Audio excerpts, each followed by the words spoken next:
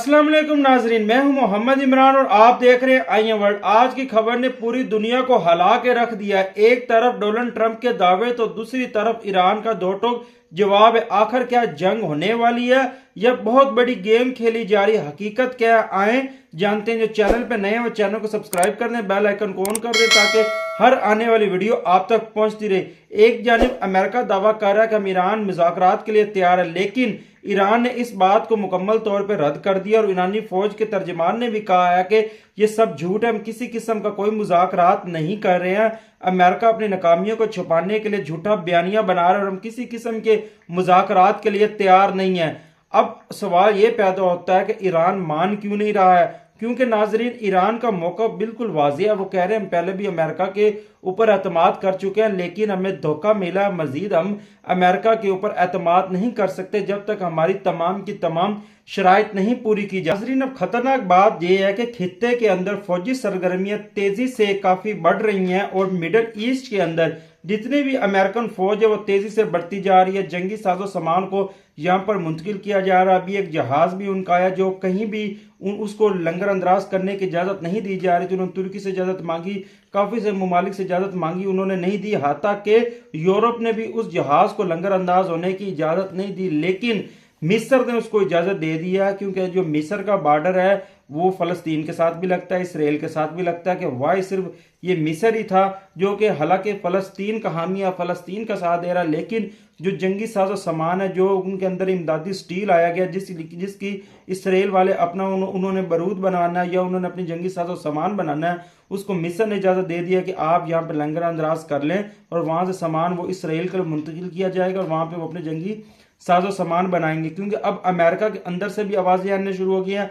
साबका CIA chief John Brennan ने भी कहा कि मुझे अमेरिका से ज्यादा एतमाद ईरान की बातों पर है, क्योंकि ट्रंप हकीकत को तस्लीम नहीं कर रहे। ये बहुत बड़ी खबर है क्योंकि साबके CIA चीफ ने दी है और अमेरिका के अंदर से आनी शुरू हुई है, क्योंकि जो ट्रंप है वो हकीकत को तस्लीम नहीं कर रहे। ट्रंप का कहना है कि मैं तबाही मचा रहा हूं, जबकि उसके ऑपोजिट ईरान का कहना कि हमने उनकी तबाही। बात करते हैं इसराइल ने वाज़ेह तौर पे कह दिया है कि जंग बंदी का ऐलान हमारी फौज करेगी और इसके अंदर मजीद वक्त दरकार है। इसका यही मतलब है कि जंग रुकने वाली नहीं है, जंग मजीद अब तूल पकड़ेगी। अब तो सप्लाई लाइनों के ऊपर भी हमले होने शुरू हो गए। अगर हम बात करें बंदर अजली की, तो ये वो बंदरगाह है जहां पर रूस और ईरान अपना तजारत करते हैं और ये बहुत अहम तजारती रास्ता है जहां से ईरान का सप्लाई आती है रूस से।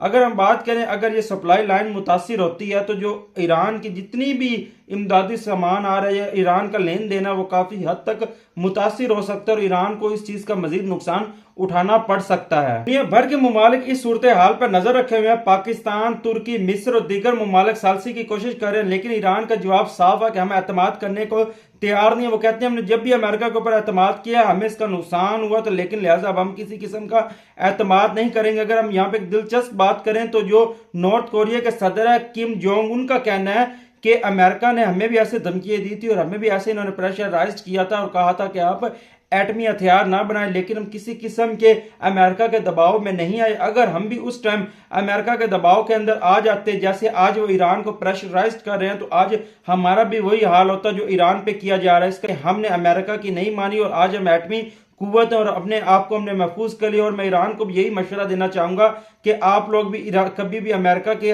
बातों में ना आइएगा, आप अपनी सरगर्मियों को तेज रखें। तो नाजरीन, अब सवाल यह है कि आखिर हो क्या रहा है? कभी माहिरीन का कहना है कि ये एक ड्रामा खेला जा रहा है, कभी कहा जाता है कि मुज़ाकरात हो रहे हैं, कभी कहा जाता है दूसरा फरीक नहीं मान रहा और वो कहते हैं कि हम मुज़ाकरात करने के लिए तैयार नहीं थे। ये सिर्फ क्या ड्रामेबाजी हो रही है या जंग है या कोई आने वाले दिनों में कोई नई प्लानिंग है?